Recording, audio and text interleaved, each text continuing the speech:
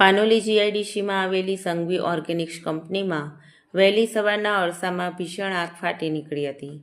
આગને જોતા કામદારો સલામત સ્થળે ખસી ગયા હતા. આગ વધુ ફેલાતા વિકરાળ સ્વરૂપ ધારણ કરતા ધુમાડાના ગોટે ગોટા દૂર દૂર સુધી જોઈ શકાતા હતા. અતિ જ્વલનશીલ કેમિકલના કારણે આગ સમગ્ર કંપનીમાં ફેલાઈ ગઈ હતી.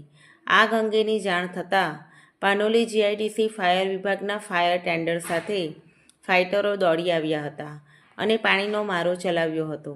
જોકે આગ વિકરાળ અંકલેશ્વર ડીપીએમસી ફાયર વિભાગના ફાયર ફાઇટરો દોડી આવી આગ ઉપર કાબૂ મેળવવાની કવાયત હાથ ધરી હતી. આગના પગલે કંપનીની નજીક આવેલ સંજાલી ગામ સૌથી વધુ પ્રભાવિત થયું હતું.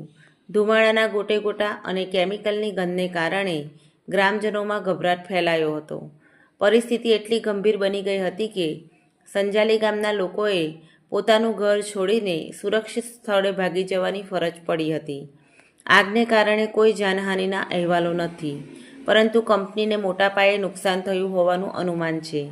આ ઘટનાની જાણ થતાં પાનોલી પોલીસ, મામલતદાર, જીપીસીબી સહિતનું તંત્ર કંપની ખાતે દોડી આવ્યું હતું અને પરિસ્થિતિને નિયંત્રણમાં લેવા અને લોકોને સુરક્ષિત રાખવા માટે પ્રયાસો કર્યા હતા.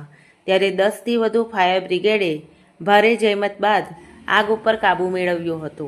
આ ઘટના પરથી ફરી એકવાર ઔદ્યોગિક વિસ્તારોમાં સુરક્ષાના ધોરણો અને નિયમોનું પાલન કેટલું આવશ્યક છે તે પ્રશ્ન ઊભો થયો છે.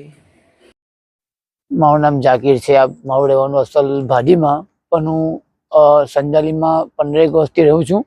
વહેલી સવારના આ બનાવ બન્યો છે સંજાલીમાં. એટલે ગાડી એટલો ખતરનાક બનાવ બન્યો છે કે હોળે પાણી ગામડીમાં એનો ઝટકો લાગ્યો અને બધા મતલબ જે ઉતારે બધા નામ નહીં કર્યું છે, બધા ભાગી ગયા છે અને 10-12 ફાયર બ્રિગેડ વાળા પણ આવી ગયા છે અને બધું મતલબ કામકાજ ચાલુ છે. એટલે ગાડી અને આ વારંવાર આ બનાવ બનતો છે. આ ગાડી પણ બન્યો હતો અને હમણાં પણ બન્યો છે પાછો. આનું ધ્યાન કોણ આપશે અને આ લાપરવાહીમાં કોઈની જાન જતી તો કોણ કરશે આ બધું? એટલે આ વસ્તુ બહુ અઘરું છે. આની પર ખાસ ધ્યાન દેવું જોઈએ અને પગલાં લેવા જોઈએ.